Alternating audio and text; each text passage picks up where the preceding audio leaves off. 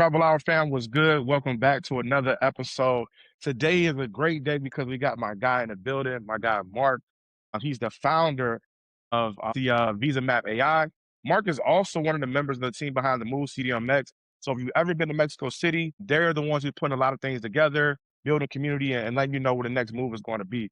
So definitely glad to have you here. Mark, what's going on, man? How you doing? Hey, Jock, thank you for having me on. It's really a pleasure to be on here with you. No doubt, no doubt, Mark. Mark, I know we met down in Mexico City. I remember the first time I visited Mexico City and I heard a lot about it. And some friends told me, they said, hey, if you're looking for anything to do in Mexico City, like you gotta follow this page called the Move CDMX. So I'm like, all right, cool. So I checked it out, looked at it, and like there were just weekly events, anything that you could think of that was going on, whether it was pulling up for like language workshops, whether it was pulling up for like a little turn up on a Thursday, or whether it was like doing like community events, y'all had it all. So that's definitely how I found out about you. And then I know we got a chance to link up at Black Sea Cocina at the restaurant last year sometime. And so it's definitely been a long time coming. We're glad to have you on the Travel Hour. Mark, I just want to know, I know you're from New Jersey, but what was your path getting down to Mexico City? How'd you find yourself there? Yeah, so I gotta give a big shout out to my fiance, future wife, Namanda. She's really the brains behind the operation with the Move CDMX. But for us, we basically both met in Tulum. At the time, I was working remotely for a major app development company, and she was working for like a startup in Austin. So I was in the Northeast, she was in Texas. I didn't want to do the long distance relationship. You know what I mean? I couldn't do it. So we really made a connection in Tulum and just gotten along really well. And what we did was we traveled around together a lot. I know that you obviously this podcast is all about traveling. That was my experience, or that was our time rather to experience that, where we were spending all this time at different places and almost living out of a suitcase to a certain extent. But ultimately, what happened was I asked her. I said, "Hey, what types of places would you like to spend a more significant amount of time in instead of just traveling nonstop?" And ultimately, we thought about some qualities, and Mexico City hit at the top of the list. So we've been really glad to be traveling in and out of here for the last few years now. Got you. Shout out to Namanda, your significant other. I Mhm. always say if you can travel with somebody, you can find out a lot about them. And Yeah.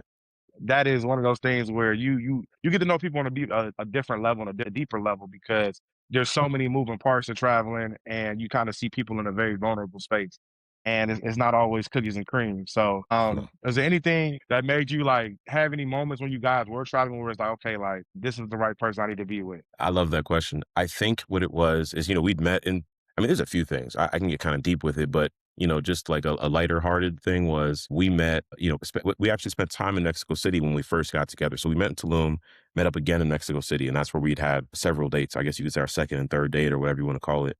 And then I want to say that then I had to go to Dallas, Texas for work, which is like 2 or 3 hours from where she was living at the time. So the sign though early on, to answer your question, Jock, was she literally one day when I got to Dallas, she drove 3 hours to come over there to see me. And this was like we'd only been talking for a month or something like this at that point. So that was really clear. That made it clear to me that she was prioritizing me, or at least that she was taking this relationship seriously, and this whatever that was at the time seriously. And you get to know someone really well when you're traveling with them.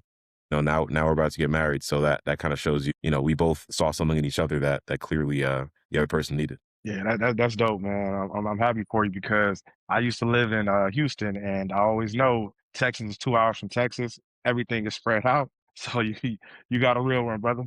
Man, I I wouldn't drive to. I mean, okay, nowadays I would obviously, but at the time of being from New Jersey, 2 hour drive, you're in DC at that point. You're in a whole other different state. Yeah, So yeah, driving down 2 hours from Jersey, that's a big commitment. So I'm really glad that she had that mentality. definitely, definitely. I think Matt and I, we both went to school on the East Coast in North Carolina, and we Hmm. definitely understand. Hey, you get on a train for a couple of hours, and you might be up in Jersey somewhere, right? Hmm. It's just really easy to get around on the East Coast. Now, when Yeah. you get out west of Texas, it's a little different.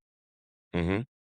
But yeah, I think it's just a different way of life and seeing different things. When you were growing up, in Jersey, did you have any inclination of thinking like, hey, like when I get old enough to make my own decisions, I'm leaving here, or was that something that just organically happened where you just found yourself going down and traveling to different places? Yeah, I mean, I definitely wanted to travel. I should say, I grew up in a town called Westfield, New Jersey. in the community that I'm from, it's like it's a historic Black community. It's a small Westfield is a small town. My community that I grew up in is also very small, but from that one community, you had Langston Hughes lived there at one point. Or Neil Hurston lived there at one point. I'm talking like blocks from where I grew up. Paul Robeson lived there at one point, and Paul Robeson's father was a pastor of the church that my grandparents um, were married in, and my parents got married in. So it's a small community, but I'm like 3 generations from the same small neighborhood there. My mother, when I was in 8th grade, my mother won a Fulbright grant. So in 9th grade, we lived in France for a year. So that was my first time really traveling outside of the East Coast for the most part. And yeah, I think that experience being exposed to so many different cultures. France is, for folks who don't know, it's the most diverse country in at least in Western Europe, maybe in Europe in general. So, I was meeting people from all over the world, essentially. I mean, all over Africa, if nothing else, including France, of course. So, being able to be exposed to all those different cultures at a young age and learning a new language at a young age as well, that really put the bug in me that I wanted to travel. And when I got older, I'd like to experience some things on my own as well. Yeah, that's pretty deep. I mean, you dropped some heavy hitters. Well, it's Black History Month, and Matthew and I we're members of the same fraternity as Paul Robertson, and so he's Mm, looked at as one of the giants in the civil rights movement for the works he's done. hmm. Zora Neale Hurston was also a member of Zeta Phi Beta. So when you look at these Yeah. things, the Renaissance was definitely influenced by the D9, the Divine Nine fraternity and sorority. But Wow. for you to be able to grow up around it, that's pretty dope, man. So yeah, that's I'm just like sitting back, just kind of taking that in. But even looking at that, Mark, I know right now, like you, it is February, so not only Black History Month, but the Super Bowl just passed, and so I don't know if you got a chance to check out the game, but if you did, yeah, the Seahawks won, but I'm not sure if you got a dog in the fight. But what did you think about the Super Bowl this year and the halftime performance? Man, I have to say I didn't really have a dog in the fight this year. Only I hate to say it, but I mean I don't hate to say this. Being from the East Coast, being from the tri-state area, New York, New Jersey, Connecticut specifically, we don't like New England teams. You know what I mean? I hate the Boston Celtics. You know what I'm saying? I cannot stand the Patriots. I do like individual players, and I think as I've gotten older, I've grown to respect the players on the team more. But I just still can't rock with the team as itself. So yeah, I was rooting for the Seahawks by default, just because I can't root for the Patriots. You know what I mean? That game was not what anybody probably expected for it to be. But we were at a party when we watched it, so it was fun either way. The Bad Bunny halftime performance was, I would say, one of the best that I've seen in a very long time. It's been definitely the source of a lot of debate, both before and after the performance, but I loved it, man. I thought it was extremely powerful. I think that he really took, excuse me, that opportunity to really, to share a message, to share a message of unity, to share a message of, how we all can, kind of be on the same page. My father's from Barbados, for instance. So he was explaining how, or part of the message there was, how the Americas in general, it's like it's one group of people, you know what I mean? So we should be more united than separate. And anything related to unity and kind of coming together is definitely something that I'm on the same page with and I agree with. So I loved it. And the music was also dope. Yeah, man, I've listened to more Bad Bunny, in the last 3 years than I probably have my entire life before that. So yeah, super talented dude. And the artistic direction of that was powerful. Yeah, yeah, Bad Bunny. Remember, I was moving to Miami. Funny story. I moved to Mhm. Miami in like 2019, and we were getting ready to go into the pandemic. And I'm getting to Miami. I'm working at a university, and we're doing like this icebreaker to start it off. Like everybody answered the same question, like, "Who's your favorite artist?" And it was like 10 Bad Bunnies in a row. Bad Bunny, Bad Bunny, Bad Bunny. I'm like, I'm sorry, y'all. I had to pause the Zoom call. I'm like, who is that? And they were like, Lamar, like, you don't know who Bad Bunny is? And I'm like, no. They was like, you heard the Cardi B song with this and that? I'm like, that's Bad Mhm. Bunny. I'm like, okay. So living in Miami, I got baptized by Bad Bunny. And he has a hell of a story. So it's been dope to watch his maturation as an artist and as a person. Mhm. I agree with you. Definitely the sentiments of just seeing like that unity that he spoke about and all the different Yeah. facets that he hit on with some of the complexities that come with living in Latin America. And you would know that by being at CDMX, right? Yeah, absolutely. Absolutely. Yeah. The thing that's interesting is like, I spent a lot of time in Miami growing up too. And one thing that I learned during that time and just living in the East Coast in Jersey as well, where there's a lot of Latinos, is like, folks from different countries don't necessarily like each other to a certain extent, or like, there's stereotypes within different countries within Latin America. And and some folks just really don't like each other. I remember asking my grandmom years ago, I was like, hey, Marco Rubio, he might stand a chance to, maybe become the Republican nominee because at this time he was running to be the Republican presidential candidate.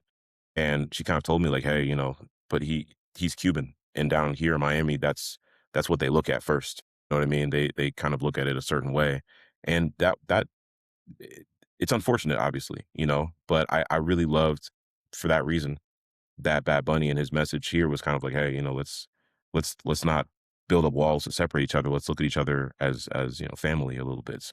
Definitely, I'm all about that. Yeah, definitely. I think unity is something that everybody needs right now, and I think it's one of those things that's not talked about enough. I've sentiments living in Miami. Like I quickly found out was like, hey, like you go to Doral, like this is all Venezuelans over here. Like you go to the Kendall, like this is all Cubans over here. I'm like, why is everybody so separated? Mhm, And so, you got all these different like complexities that go on with being in Latin America. So it's cool because one thing that I will say is that anytime you see anywhere you go in Latin America, they're gonna play some Bad Bunny. And I feel like that's the one thing that's universal. Like it don't matter if you Mexican or Puerto Rican, you're gonna get this mhm, Bad Bunny work and they gonna be vibing. And so I do love that about the way he's been able to bring people together. I think it's yeah, also been cool to also see some things in Mexico where I think Mexico's an interesting place because it's like it looks like a Latin American country, but then it has this familiarity of the United States. So it's like, mhm, yeah, like it might be a street vendor selling tacos and fire, but then there's a mhm, Sam's Club right behind you. mhm. Being in Mexico, now that you're living there and living in Mexico City, I know that can be, very different. And you decided to, stay there for how long you been in Mexico City now, Mark? We've been traveling in and out of here, so I shouldn't say we live here completely, but like I would say for the last in and out for the last like 3 years. Yeah, it was the first Nice. time I came. Yeah. Okay, so you've definitely seen like a lot of different change over time of the three Mhm, years. What were mhm. some things when you first came to Mexico City? What were you seeking, looking for? And then what are some things that have changed since then and evolved? Yeah, I think what we were looking for initially was just peace. You know what I mean? Like a place to kind of really grow our relationship and to kind of grow something together, really our relationship chiefly. Uh, you know, I loved I loved just like the weather here. I like the culture here. I really have a lot of respect for Mexican culture, Mexican history, you know what I mean? I really wanted to learn about that more, and that's why we wanted to spend a significant amount of time more here as opposed to just like we before this we're traveling to all over the place. So we decided we would just kind of focus our travel here. Yeah, the culture here, man, like the familial culture. Like on Sundays here in Mexico City, that's when the family really comes together. So if you go to the park, you're gonna see grandparents, aunts, uncles, parents, kids, everybody's eating together, talking together, laughing together. And that's like a thing they do on a regular basis. We don't really have that as much in the United States. Beyond that, even when it comes to like the museums here, like they have um they have like special days, if I'm not mistaken, where and maybe it's some days, I can't quite remember, but there's special days where like kids get in for free so that like the family kind of comes together and gets to experience things together. It's just like a society that's very much more familial in a sense. Whereas I believe that, the society that especially I grew up in the East Coast, in the New York City metropolitan area is very individualistic. You know what I mean? And that's what the world that I come from. So I think being able to be exposed to a different culture and a different way of looking at life was really what I was also seeking. The way it's changed, I mean, a lot of things have changed. I mean, one, of course, we've learned much more Spanish now. We've learned a lot more about Mexico as well and how things work, and we've been able to really contribute a lot more to the people here and to give back more and have more of an impact. But also, I mean, one thing that I think is interesting is way more. We see way more Black tourists here, man. Like we see a lot more Black people here than we did when I first came down here and that's cool, you know what I mean? It's cool. It's good and bad, you know what I mean? Because, I mean, it's not bad about Black people, but in general, whenever you're in another country, the folks who come, you know, they come for a variety of reasons, right? Not everyone's coming trying to understand the culture as much as other folks are. So, but yeah, that's one thing that's definitely been very different is like seeing a lot more Black folks around. That's one of the biggest changes. Yeah, yeah, definitely. I think I've even noticed that since I started going over the last like few years, was that hey, like you're running into people and it's like, okay, like see some black folks in the street, you give them a little head nod, Yeah. or you might, run into someone in a bar, you start talking to folks like, where you from? And they're like, yeah, like we just came from Atlanta. Okay, so I think the city is definitely popping up on it's definitely in the algorithm. And I Mhm. think it's just one of those places where it's going to continue to take off. Mhm. I know, for example, they just had Kanye was in town. Can you Yeah. talk a little bit of like what the energy was like in the city and how did that go for Kanye being down in Mexico City? Everybody loved I mean, everybody loved it. I didn't go to the concert, to be honest with you. But I grew up listening to Kanye. Some of my favorite hip hop songs are definitely Kanye songs. And I think it would have been a cool experience to go there. People who went definitely spoke very highly of it. The craziest thing is Kanye came right to this neighborhood, like the neighborhood that I'm currently in right now. There's a taco place here that's really famous. He literally was like a block from us to get tacos, and there was like a video of it, you know what I mean? So he just passed through here. So that's another really interesting thing about Mexico City is you kind of never know who you're going to see here because so many people are coming here. And also the city is huge, but the neighborhoods that a lot of at least people from the United States live in, they're very close to each other. And there's only so many like really popular places that everybody's going to. So as a result, you never know who you'll bump into here. If I had happened to be outside, taking a walk that day, I would have bumped into Kanye West, man. You know what I mean? So a block from my apartment. So yeah, man, it's crazy. It's crazy. Yeah, man. I was even on Instagram when I left the city and I Mhm. saw that Slim Thug was there. He went to the concert and then like we saw, yeah, Slim Thug was in town. He posted up, went to like the Panderia, got some bread, was just like outside walking like a regular person. And I'm just like, this is different. Yeah, man. I mean, Andre 3000 was here last. Like a bunch of people bumped in Andre 3000 here. I think he just comes here a lot because I even saw him like again, like a couple blocks away from where I'm currently sitting, and like a friend of mine bumped into him and took a picture with him there. So yeah, it's another one of my homegirls here. She like hung out with Bruno Mars for like 3 days. Like her and a couple of her friends hung out with him for like 3 days when he was down here as well. So it's kind of random, man. But to be honest with you, but that's just the time that we're in right now. Folks are interested in the city. Yeah, definitely. I think that's one of those things where it definitely the energy of the city makes people, I think, for me at least, like it puts me in my creative space when I go down there. Mm, Because I always feel like there's enough to get into, but then it's also slow enough to where like I can go chill if I need to and kind of re-up mhm. to get ready for like, to get back into a creative space. How have Mhm. you felt like that creative energy since you've been in the city? Yeah, yeah, absolutely, man. I mean, I instantly came down here. I was a class clown growing up, and when I came down here, I instantly just decided I'm going to try doing stand up comedy. So that's made me feel very creative. But also nowadays, what I do more from that creative side. I mean, we of course we'll get into the comedy stuff, but what I'm more what where I really like exercise my creative ability now is with screenwriting. So yeah, man, just being here, it's relaxed, the weather's nice. People are friendly for the most part. You can kind of do your own thing here. That was what I liked about it, man. Like when I came here to Mexico City, I'll share this really quick with you. I lived in New York for 6 years after college. The thing when I traveled around to different places with Namanda, we'd been to so many different places. But the one thing that I loved about Mexico City, and maybe this isn't a funny way of saying it, but I loved that just nobody cares that you're here. Like the people, like whereas when you go to Tulum or Cancun, you have a whole lot of folks who are coming up to you, try to sell you something, trying to offer something to you, et cetera. Here in Mexico City, the tourism is a very I don't know what percentage, but I can't imagine it's a huge percentage of the economy here. There's way more things going on here. So people they don't really care. You know what I mean? Like they're not bothered by you. And that's what I love because I don't want you to, I don't want to be sold all the time. You know what I mean? I just want to go do my thing. So yeah, because of things like this, like you have more ability to create and more space to innovate and do new things that you may not have done otherwise. So, yeah, definitely has helped me become a lot more creative. And the one thing I'll say, man, is as it probably is in other places, the one thing that I've noticed here is, if you start something here, it can grow faster any than it would grow if you were in New York or LA or Houston or Miami. It's like there's just a lot of opportunity here and it's a great place to be. Mark, I know you were talking about just the creative bag, being in a creative bag while being in Mexico City, and nobody's really checking for you because it's not so much, centered around tourism. I Hmm. remember every time like I fly into Cancun, I remember one of the first times I flew into there and like I was coming out the airport and everybody's trying to get me to get a rental car. And then like I turned Yeah. the corner because I already got my shuttle booked. And then I walked like it's like a little Oxo like right there on the corner. So I'm like, cool, man, it's hot as hell out here. Like, let me grab something to drink real quick. And this dude like comes around the corner, is like, want a Corona, Corona? I'm like, that do sound pretty good. Like, how much is it? He's like, 20. I said, oh yeah, 20 pesos. He's like, no, 20 USD, my friend. I said, hell no. That's a And some. So yeah, going to Quintana Roo is cool. I love going to that side of Mexico.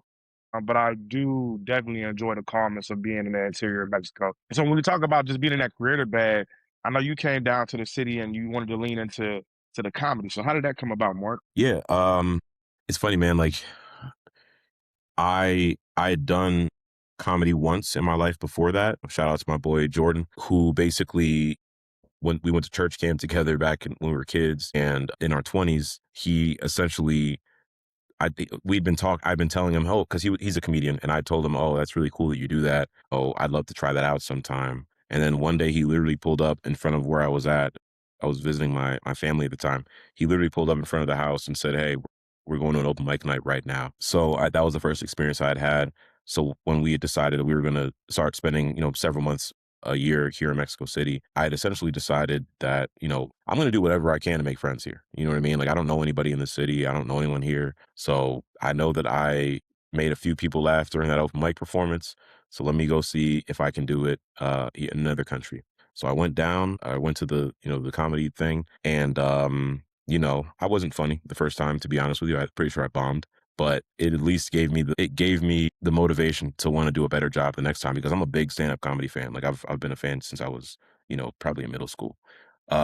So yeah, it was better the next time. And then long story short, I kind of decided, hey, there's a lot of expats here that look like me or that come from a similar culture as me and maybe have the same similar sense of humor as me, but they're not at the shows that I was at the time. They weren't coming to those shows. So it's just a matter of, target market, right? So I just decided, hey, what if I make a comedy show? What if we with Namanda, what if we make a comedy show that's just targeted, to our community or to people who, come from a similar background as us. We started as a potluck in our apartment, you know what I mean? Just having some friends over to eat. And then we did a little comedy show afterwards. And then from there, it's expanded a lot to where now it's one of the biggest, if not the most successful, stand-up comedy shows here in Mexico City. So that's something that we're really blessed. That's pretty dope, man. To come down with the idea and really just see it through.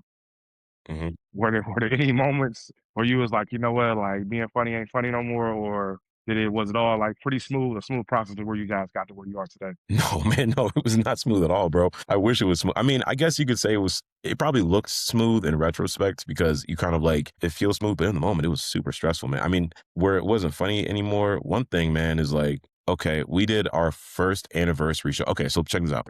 By the first year, at the end of the first year we started the comedy show, there was, man, big shout out to Reggie Conquest and everyone he brought, Courtney B, big shout out to Courtney B, big shout, Tyler Chronicles, Patrick Cloud, Mouse Jones, like DJ Money also. We were doing the apartment comedy shows and then we'd gotten connected to this brother, Reggie Conquest, who actually played TSA Bay on Insecure. So if you've seen Insecure, he dates Issa Rae for a few episodes.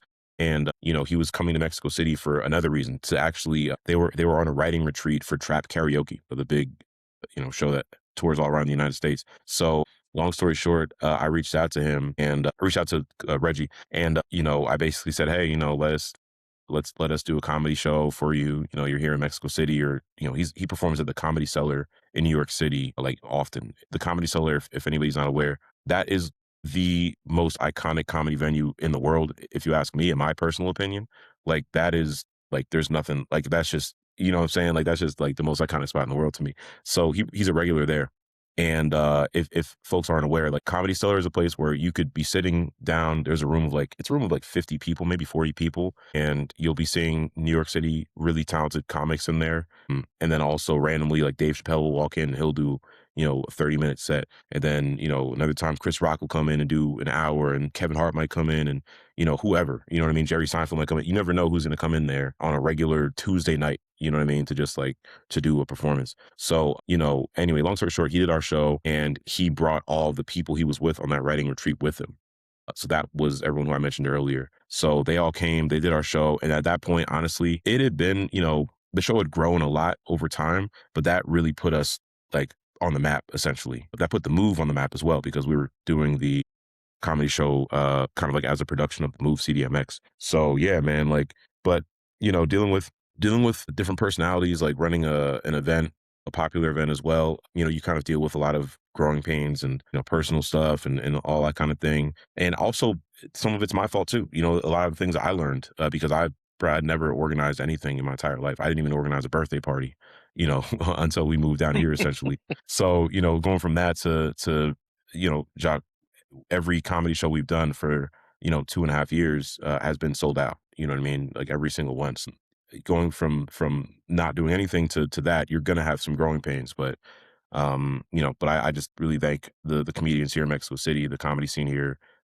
Shout out to Martin Leon and Mariana Ramirez for creating that scene and for letting us be a part of it. So yeah, man, it's been I could talk about that all day, to be honest with you, the whole comedy show thing. You know what? That's a dope story to go from hosting a potluck, intimate dinner to boom, like now we've grown out to hosting, sellout shows in different venues around one of the biggest Mhm. cities in North America. So kudos to you, bro, because that's dope as hell, man. So how did you get to, obviously from that point to now, it's like y'all got Kevin on stage coming down, man. And I Yeah, think he's one of the hottest comedians, in the United States, you know what I'm saying, right now. So like how yeah. did that happen? And you know what I'm saying, what is that gonna look like having, somebody down there like Kevin? Man, it's a blessing. It's a blessing. I'm definitely a person of faith, man of faith, and I'm very thankful for this opportunity. I got to give a shout out to Will. His DJ name is Dr. Otto. Basically, he's a DJ. Actually, you and I went to one of his parties when you were here in Mexico City. But yeah, man, like Will just one day hit me up and just said, "Hey, man, like I think there's a lesson here. I think the lesson is like I had this like goal, this like kind of dream of Mexico City becoming like a comedy hub, for talented American comedians, like for people that tour around in the United States. Like I had this goal. I literally wrote it down a year ago that I want to make Mexico City like a hub. And I want obviously for us to be a big part of that because, we run the biggest show here for English speakers. So, and we've gotten interest from different comedians. Of course, we've had the comedians that I mentioned earlier. We've also had to hear more come down here. Big shout out to him. He's an amazing dude. And you know, so we've had and to hear more and Kevin on stage, they collaborate frequently. Like they're frequent collaborators. So, again, because we've been doing this for all this time and, we've been doing it well and treating people right and people having a good time. As a result, I think that's when opportunities will kind of come to you. So, Will reached out to me and said, "Hey man, I think I can get Kevin on stage to come do a show in Mexico City." And I was like, "What?" You know what I mean? Like that was one of the most that Sign was me up. yeah, I'm like, "Okay," you know what I mean? So, what's funny, man, is like he said that and then he was basically just like, "Hey man, like you gotta figure it out. Like, you gotta make it happen, right?" So he connected me to Kevin on stage. And again, I've been a fan of that dude for like 10 years. And what's interesting is, a part of the reason why we want a part of the reason one of the things that we can do to accommodate comedians from the US who want to come here to perform is we have a hotel sponsorship. We have a luxury hotel sponsorship with the Move CDMX where we can put comedians up for free in a luxury hotel. So we offer that to Kev on stage. And, he was just like, man, I like this hotel. And so I really want to, I'll stay there. I'll put myself up, etc. I was like, dang, I've never dealt with a comedian who said that kind of thing before because every other comedian is usually like they really want you to, put them up and everything like this. So, which we're happy to do, of course. But basically, we got on the email thread with Kev, and I thought that I was going to be dealing with someone on his team, but I was dealing directly with him, just back and forth on this email thread. And I'm like, at first, I was like, oh, you know what I mean? Like, I didn't think I was going to be talking to this dude right now. So, man, what's interesting, man, is Will told me that on a Thursday. And then, like, 30 messages later, back and forth with Kev on stage. And, like, on Friday, I think is when the link was posted, like, when he posted the events. We negotiated the deal, like, within 24 hours. So, and then it sold out, like, probably 36 hours after that.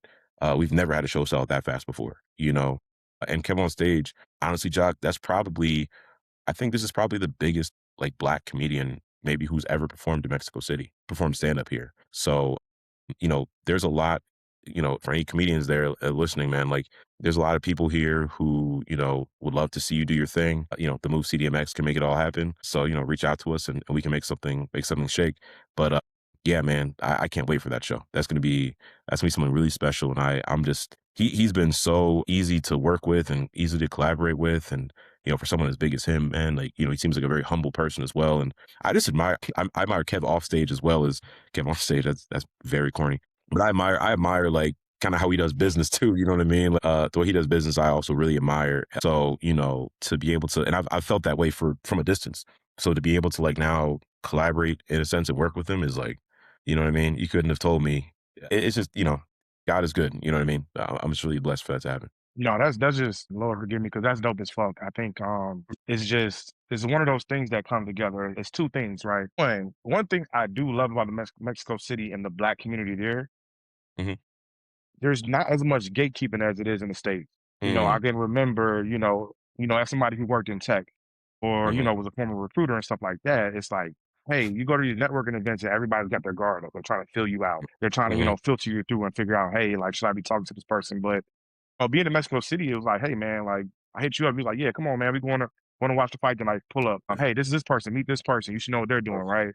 Hmm. And the love, even how you talk about how the opportunity with KevinOnStage came about. Like, buddy hit you up, who's a hell of a DJ, by the way. Shout out to him because I did hear him spin. Your boy Hmm. nice. The Ampiano and three step, your boy had it going up in the club. But just for somebody to throw that oop, man, and say, Hmm. hey, like I gotta connect here, go ahead and reach out. I know you're in this lane. Let's see what Hmm. happens. And that is a beautiful thing to see. So I'm super excited for y'all.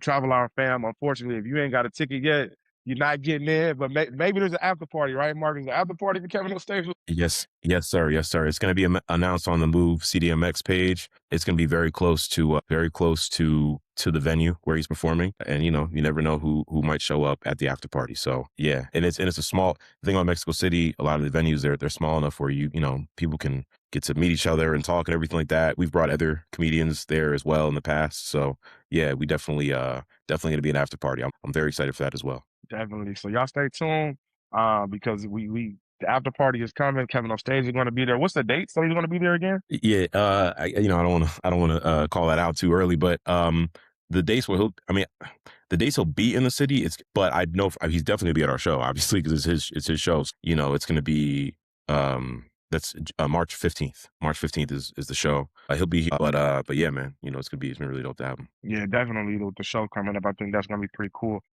Hmm. I've had a chance. I've had a chance to actually meet Ryan Davis, and Oh, good. I have not had a chance to meet Kevin on stage. But they remind me very much of each other. Just been following like Kevin's journey, and one of the Hmm. things he talked about early on, always talked about, was how he never gave up on his dream, but he kept his 9 to 5. And Hmm. I think that is a reflection of how he handles business as a person. Because I just saw him the other day talking about like going to get a checkup and everybody's cracking jokes in the comments. And it's like, Hmm. hey, like y'all do realize like black men have the lowest life expectancy in the United States, right? But we joking about not going to the doctor. This man's talking about going to the doctor. Hmm. And then just today I saw a post where he was talking about we have these dreams and goals that we want to do, and we want to wait for the perfect time. So we look around, we got our spreadsheet, and we came up with a master business plan, but we still ain't jumped out there yet. And there will Hmm. never be a perfect time to do something. He I actually was looking at that post today. I shared it on my story because, to be honest with you, quite literally, like that's where we're at right now. Like Hmm. we have a vision with this podcast. We see a lot of travel going on, but then when you really look at it, it's like there's not a lot of black men talking about travel. And Hmm. so it's really cool to even share the stage with you, Mark. Because as I'm looking at you, you're somebody who said, hey, like I got this dollar in a dream. J. Cole to drop the album, but you got this dollar in a dream, you move to this city and you build it. And then now you look a few years down the road and where you at now. How does that make you feel, man? Yeah. It's beautiful, man. I keep saying it's a blessing. I think that, a lot of us, we just don't, I don't know, man. I think about this a lot, man. I think about our people a lot. I think that a lot of the time we don't think as much about the future as we could, or, you know what I mean? I feel like a lot of time we think really about the present, you know what I mean? Like, how am I paying my bills this month? What am I eating tonight? How are my kids getting to school? All these different things that we all have to worry about. So we don't I really believe that, for us to think about the future, like paying attention to your health, things like this, I think that's we really could do more of. And, I guess I just try to lead by example. And I guess one thing to your point is like to your point earlier about like the community, I think that what's interesting here in Mexico City, as is probably the place in other places too, but it definitely is the case here, is that we get to kind of define what a black community is because we're kind of creating a black community whenever we're in the city together. And for me and the people who are around me, the values that we have are, and I don't want to make it sound like I'm just talking about black people right now. I'm not that I only care about black people, but just referring to black people. I think we should all show love to each other. You know what I mean? Like, I really believe that if we can kind of get on the same page and work together, and at least have respect for one another. I think that, there's nothing really holding us back from that, especially now I'm in a different country right now. So it's like, why can't we kind of do that together? And who knows what kind of opportunities can come from that. Yeah. The way that I am, honestly, Jock, is like oftentimes, like if I'm with my lady and we're walking down the street and we see a black person by themselves, we'll just walk up to them and say hi to them and introduce ourselves to them, on the street somewhere, in a park somewhere, if we're at a cafe and we see someone, I might say, hey, I'm Mark, nice to meet you. You know what I mean? Like, and I learned that actually from living in France because I saw how a friend of mine who's an older black dude, he would do that whenever he saw a black person. And in France, they're all of African descent. Another thing in France, this is really interesting, is like I saw when I was younger, when you go to a barbershop there, black barbershop, of course, these are folks from Africa, right? Like, they're maybe first generation French or whatever. But when you go to the barbershop in France, black barbershop at least, um, every person that walks into the barbershop shakes every person's hand before they sit down. So they walk in, they shake your hand, they shake your barber's hand, they shake the next barber's hand, they shake dude getting his hair cut, they shake everybody's hand and then they sit down. And then when they leave, everyone gets up and shakes every person's hand before they leave as well. And like we've fallen so far from that in the United States. But again, like whenever I mean, I live in the States, but like, whenever I'm back home in the States, I can't shake everybody's hand, of course, because it's just not the same level of love that we're expressing to one another there. But at the very least, I might give somebody a head nod. I might engage somebody in conversation. But yeah, I just feel like we've kind of fallen away from that, unfortunately. Bro, I don't even know if I answered your question there. My bad, Jack. I don't know if I went off topic there or not. No, you good, man. I think that's a valid point. We talk about building community. It's always like I got to retrain myself. I went to college in the South. Hmm. And I remember I go back home to the Midwest and I'm talking to people in the street saying what's up, and they looking at me like I'm crazy. Because, Hmm. down south, it was rude if you didn't speak. And then, you come back to the US from being out the country, you're like, hey, what's going on? People look at you like, is this dude crazy? So Hmm. I definitely resonates with me. So Hmm. Mark, I know you say you're a comedy head. You like comedy, right?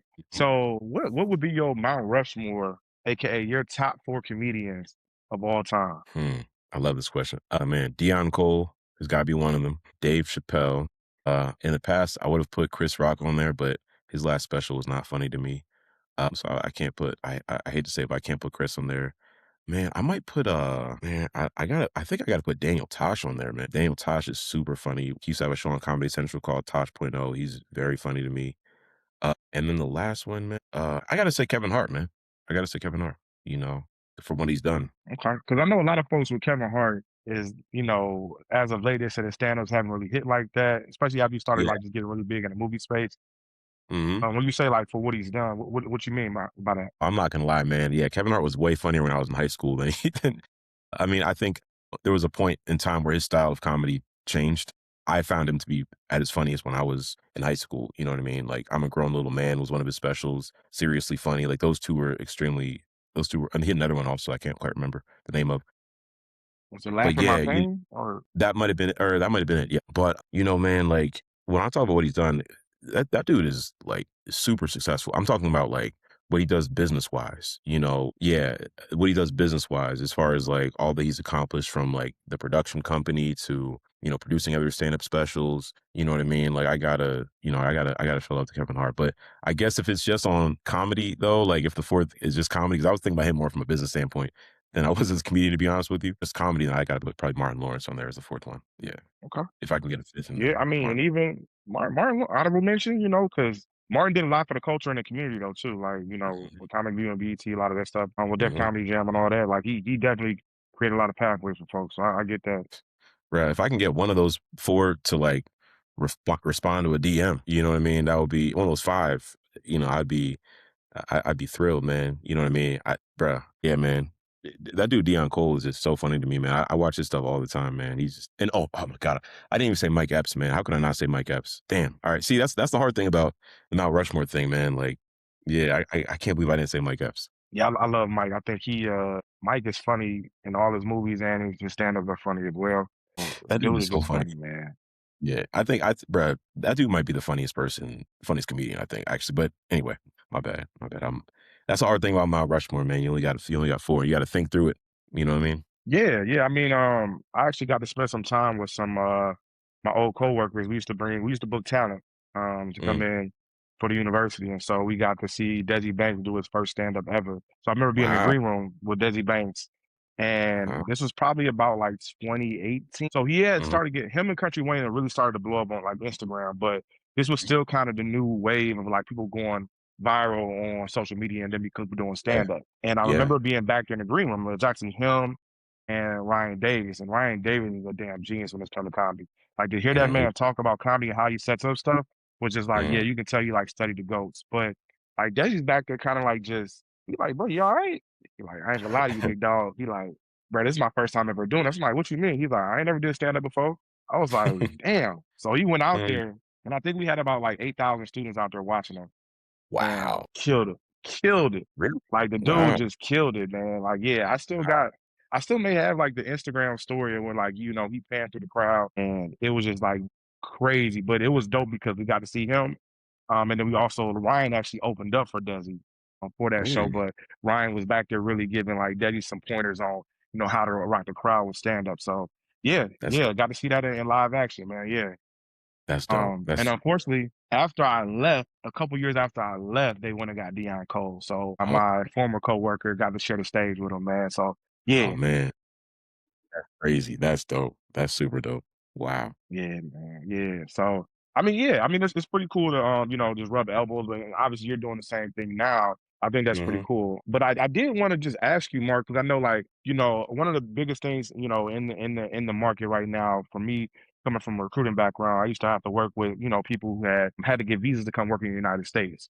Or Mhm. even dealing with students. Students had to get a certain type of visa to come in the United States to go to school, or work or things like that. And so I know you are the founder of VisaMap AI. Can you tell me a Mhm. little bit about that? Absolutely. So with VisaMap AI, what we've done is we've created a tool that just makes it far easier and far more affordable for employers to hire specialized talent. So to hire talent that might require a visa. And why that's important is because, let's say, for example, it's like a hospital in a rural area, hospital somewhere out in Ohio, somewhere further away from the city centers and everything like this. If you need a cardiologist there and there's not that talent nearby, oftentimes you're going to have to sponsor somebody's visa. You're going to have somebody that might be foreign born coming in there. So right now, there have been so many laws that have changed and there's been so much, a lot of confusion.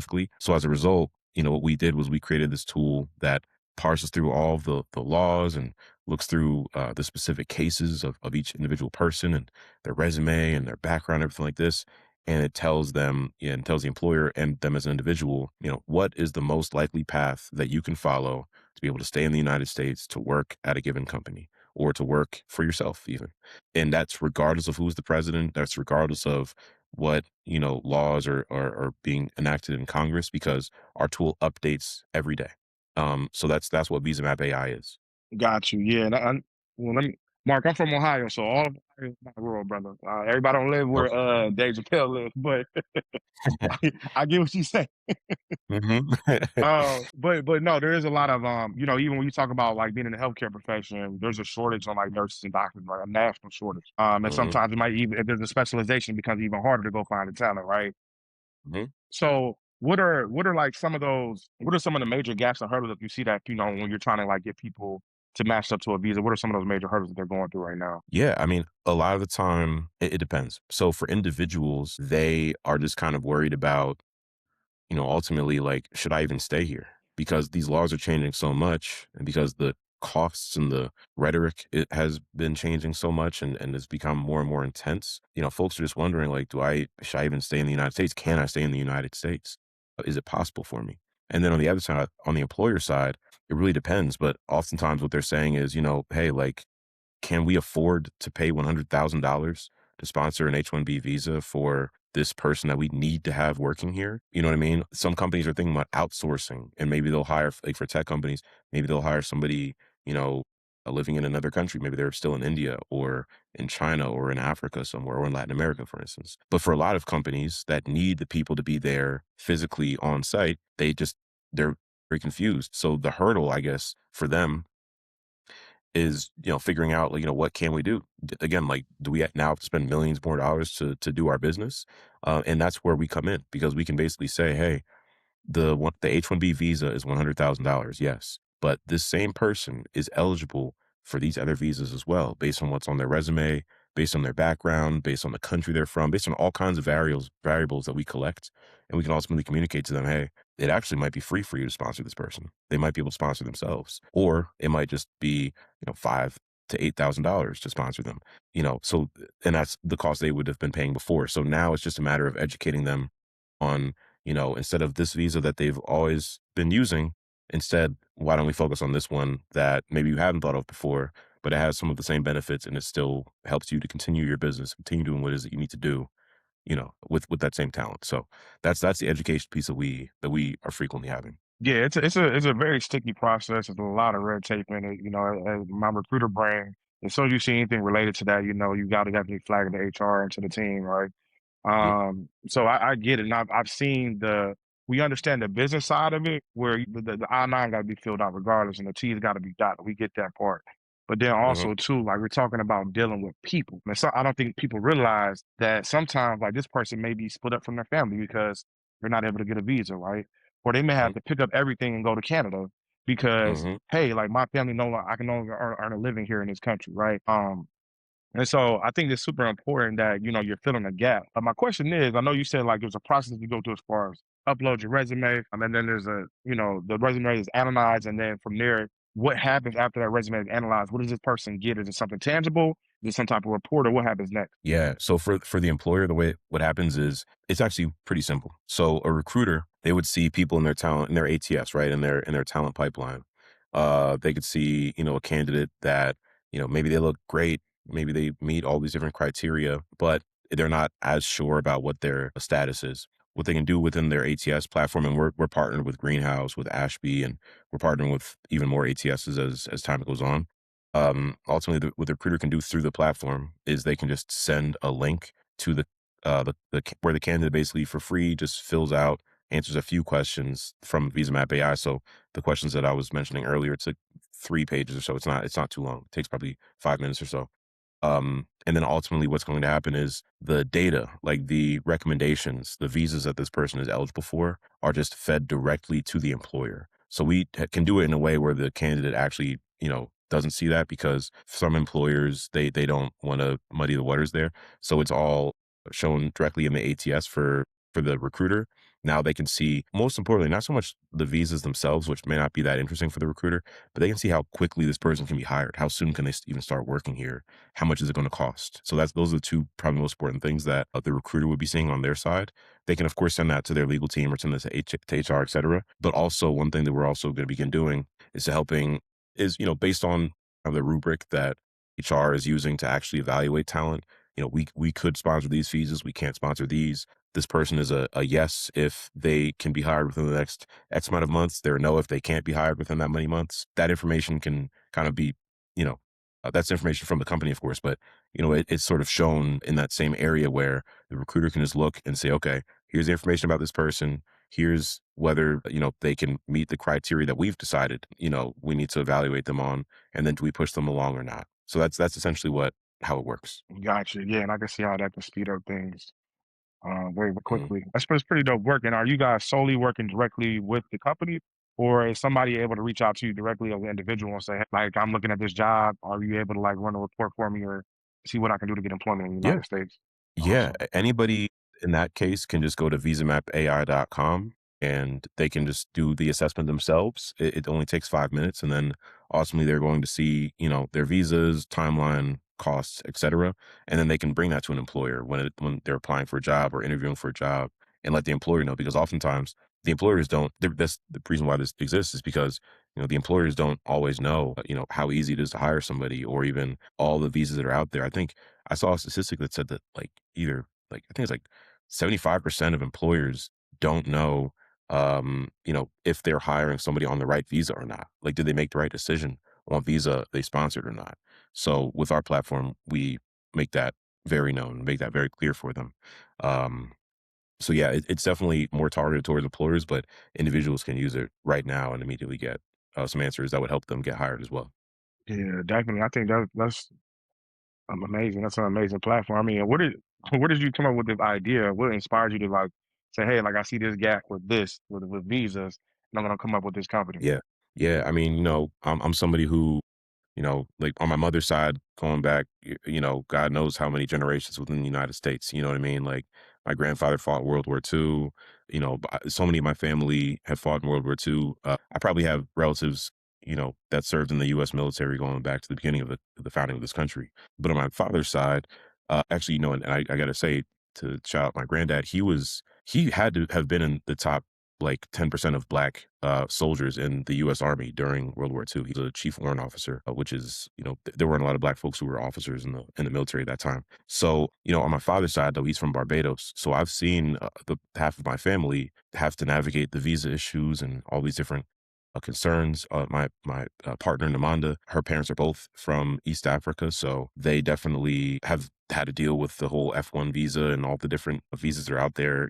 As they were coming here to the United States a long time ago, and basically, so we had that context. But then beyond that, it was just seeing how so many talented people in this country just were so confused about how to stay in the country or how if they can even be here or work here or not. At the end of the day, I just think that it's a travesty where you have talented folks who want to contribute, who want to build their career, but also create a lot of value in the United States, and they can't do it because of a reason that they could avoid. Like it's an avoidable mistake. Like a lot of folks, they end up paying thousands of dollars. I have a friend right now, for instance, who paid thousands of dollars to get some information they could have gotten for us for, far less than that. So, I just think whenever there's like a system that is not efficient and people are wasting a lot of money on it, that there's a way to automate that, make it more straightforward. So that was kind of what motivated us. No, definitely. There's a lot of red tape. Even I know, like going through the Mexican residency process for me, there was a lot of Hmm. different resources out there, a lot of different information, and all information ain't created equally. I'll tell you that, and it depends on who you getting it from. And some folks Hmm. out there ain't got your best interest. Like, there's some sharks out there, especially when you start dealing with these, how to like specialize matters. So for your company, I think the biggest thing too, though, does this in fact like was this designed to replace maybe like seeking like legal counsel, or just something that's an enhancer to that so that you kind of have a ballpark when you go talk to somebody about your matters? I see it more as the latter. I see it more as like an enhancement for before you have that conversation instead of just because what can happen is you can make an appointment with, and you talk about sharks, you can make an appointment, with anyone, right? With let's say an immigration attorney. Here's the key. Immigration attorneys, they specialize in a specific set of visas. There's like 50 different visas that are out there. So immigration attorneys, they'll be specialized on specific ones. But you might not know that until you've already paid the $200 to $400 to have a consultation with someone. And as a result, you might be getting conflicting information from different attorneys versus starting with us, where you upload your information, you share these details with us, excuse me, and it's all private, like nothing's stored or anything like this. But you upload these things, and ultimately you get a breakdown. You get a breakdown of what are your options, and this is based on the same laws that anyone else is able to look at, any expert is looking at, the same resources that they're looking at. And we can tell you in 5 minutes, here are your options, here are the pros, cons, and so much more information as far as what you can do, the steps. Frankly speaking, you could take that information and then decide, I'm going to try to do this myself. I'm going to try to go ahead and get a visa on my own without even going to an attorney. That's not, I mean, that's your prerogative, right? But if nothing else, now you have the information that that you can even use to select an immigration attorney. You can say, hey, you know what? Now that I know that these are the visas that I'm most interested in, I want to talk to an attorney that's specialized in the EB1. So as a result, I'm going to talk to Bravlin Law in DC to basically have my first consultation and for them to kind of do the whole process for me. Now that you've saved yourself hundreds of dollars, if not more, from going to different attorneys and everything like this. So, and then also you saved a lot of time. So these are the things that we do, and that's how we solve them. Got you. And then how long does it take to generate the report again? You said? Takes like 5 minutes from start to finish. Yeah, that is extremely quick. Okay. Yeah, from start to finish, like from starting the report to getting your results. Yeah, 5 minutes. Yeah, I think that's amazing. I think it's gonna definitely create a lot of different opportunities and pathways for folks who are hungry, to have a better life.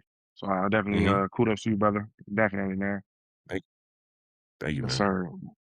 sir. Mark, man, anything else coming down the pipeline that you guys got going on that you want to give a shout out to? I know we talked about, the Move CDMX. We talked about, the Visa AI, Visa Map AI. just wanted to give you some time to see like if, what you want to leave the people with and what's coming down the pipeline. Yeah, I mean, what I'll say for anybody listening is we spoke at where I live is in Florida. I live in Central Florida, and we spoke at Bethune-Cookman College there a couple weeks ago. And what I said to the students there is, look, we're heading in a as a country, we're going in a very interesting direction right now. The economy is going in a very rough direction. The job market is going in a very difficult direction as well. We have to specialize. We have to figure out what it is, what problem is it that we want to solve, and what tools can we learn and get good at in order to create wealth for ourselves, to create resources for ourselves, and if we can, to kind of pull them together. So, I just think that we just have to don't let this next because things are changing. You know what I mean? Like there's a paper that's out right now that says that within the next 5 years or so, there's going to be like a upper class, and then everybody else is going to like be in an inescapable lower class. So I just want us to think about how is it that we can make sure we're taking care of ourselves and taking care of our people, and by learning the right skills and working in a field or working on ourselves in a way so that we can get there. Yeah, that's just a little word of, I don't know if that's positive or negative, but I want us to still be aware of what's going on around the world around us. But yeah, man, as far as things that are coming up, everything is definitely posted on the Move CDMX. We have a picnic, Black History Month picnic that we're doing here in Mexico City this weekend. So that's exciting. I'm also writing, like I told you, the screenplay and hoping to get that produced and everything as well. And yeah, man, anybody who's interested in VisaMap AI, you could reach out to me, of course, Mark at VisaMapAI.com or the VisaMap AI website. And we'd love to connect and see how we can create some value for you. No doubt. We appreciate you. Before we head out, I think you dropped some gems though, Mark. One, I'm thinking of Mike Ed because you're like, you do hair, you sell candy, police don't know when to kick it the door. So you got your hand in everything. And so it is cool to see like all the different ventures that you guys are doing. Also too, Bethune-Cookman University, shout out to our HBCUs who are the lifeline and the blood of this country. Without HBCUs, we wouldn't be where we are. I mean, so shout out to Hmm. Mary McLeod Bethune, who was one of the Hmm. only women to found an HBCU in the state of Florida and in the nation, period. But she went on down there and founded the Hmm. school. And so, shout out to our folks down at BCU, Bethune-Cookman University. And also, too, Hmm. we on the verge of Women History Month. So, we love our HBCUs. Of course, Matt and I went to the first HBCU in the Southern United States, Shaw University. It's always a blessing to see us build a community. So glad you guys got a chance to go out there and really just give some knowledge to the youth. Absolutely, absolutely, man. I got to give a shout out to Livingstone College as well. That's also there in North Carolina. My Man, what you know great about great Livingstone? grand, and I'll tell you this, bro. My great great grand uncle or something. His name is Joseph Price. He was the founder of Livingstone College in North Carolina. And when we were kids, my great aunt, like my grandmom's sisters, my great aunt and her husband, we actually stayed at their house, and they stayed at the house like across the street from the universities, like the house that he lived in and all that kind of stuff. Big shout out to that school. I know Zion Williamson's parents both went there. And much love to the HBCUs, man. I told those kids at BCU, I was like, I wish I was an HBCU. I did not, but I'd love for my kids to one day. Yeah, hopefully, you can send them there so you can come back to an HBCU homecoming. If you want to come check out a homecoming, you can pull up on Matt and I. We go to Shaw University's homecoming every year, so we'll be out there. If you want to get you a plate of the tailgate, brother, you're always welcome. So Okay, all right, I love that, brother. I love that, man. Thank you for the invite, man. no doubt, man. Well, Travel On fam, it's been so real. We appreciate y'all for tuning in. Mark, we appreciate you and wish you the best of luck with everything that's coming down the pipeline. And so Travel On fam, like we said, and we always will do, the world is yours. Peace. Peace.